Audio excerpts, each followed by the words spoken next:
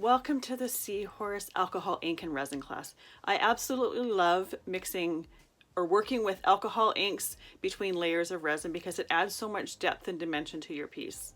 Let me show you what we're going to be working on in this class. Here is the project we are going to be working on with this class.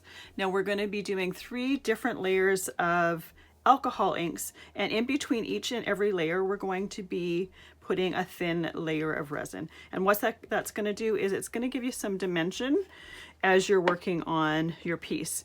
I'll let you know, I'll walk you through prepping your piece before we even start with the alcohol ink, how to mask off your pattern so that you don't get alcohol ink where you don't want it to go, as well as tips and tricks for using resin, how to seal your alcohol inks in between each and every coat so that your resin doesn't react with it.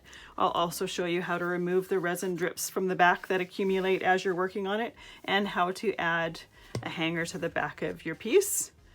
This class comes with a supply list. It's going to list every single thing that I have used for this particular piece. I also have the PDF for the Seahorse that I used on this one, but I'll share with you the website that I got the image from, and if you decide you want to do a different animal or different image, you absolutely can. The technique is exactly the same, and I want you to have fun with it. Also, I'll share with you the colors that I've used for this, but you can change the colors to suit your decor or your preference.